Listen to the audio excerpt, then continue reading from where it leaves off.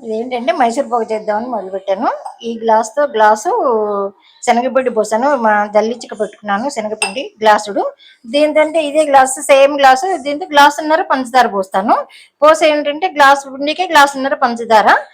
తర్వాత ఏంటంటే స్వీట్ లాగానే ఉండాలి. అందుకోసమే గ్లాసున్నర పోసుకోవాలి. స్వీట్ కరెక్ట్‌గా సరిపోద్ది అప్పుడు.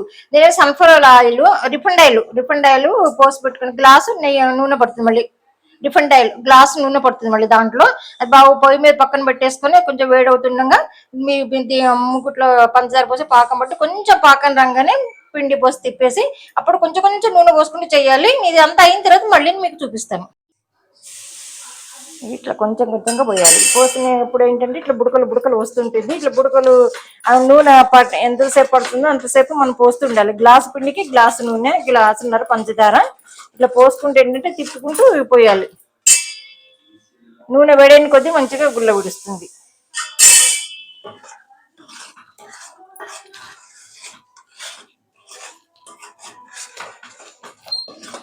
ఇట్లా నాన్న సేమ్ ఒక గ్లాస్ పిండికి గ్లాసున్నర పంచదార పోయాలి. కొంచెం ఏంటంటే ఒక గ్లాసు శనగపిండికి గ్లాసున్నర పంచదార పోయాలి. ఒక గిన్నె నీళ్లు పోయాలి గ్లాసున్నర పంచదారకి.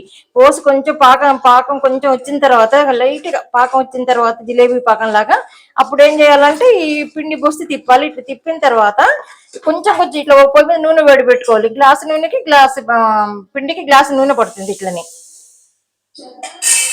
ఇట్లా కొంచెం కొంచెం పోసుకుంటూ రావాలి. ఇది మరి కలిపిన తర్వాత మళ్ళీ పోయొద్దు.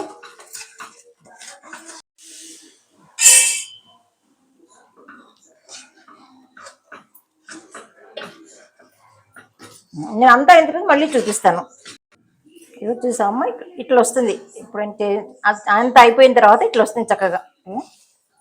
అంటే కొంతమంది మామూలుగా కలర్స్ వేస్తారు కానీ కలర్స్ మేము వేయనమాట. అందుకోసం ఇట్లా ఉంది. చూడటానికి బాగుంటుంది. ఒరిజినల్ కలర్ చక్కగా గోల్డ్ కలర్ లో బాగుంటుంది. ఇట్లా అయింది. నేను ప్లేట్ లో పోస్తాను. ఇది నేను ఇట్లా ఇందాక ఫస్ట్ చేసిన ప్రాసెస్ చూపించాను చేశాను. ఇట్లా అంతా దీంట్లో పోసి ఇట్లా ముక్కలు కట్ చేశాను. చేసి ఇట్లా బిళ్ళలుగా వచ్చాయి. ఇవేంటంటే మీకు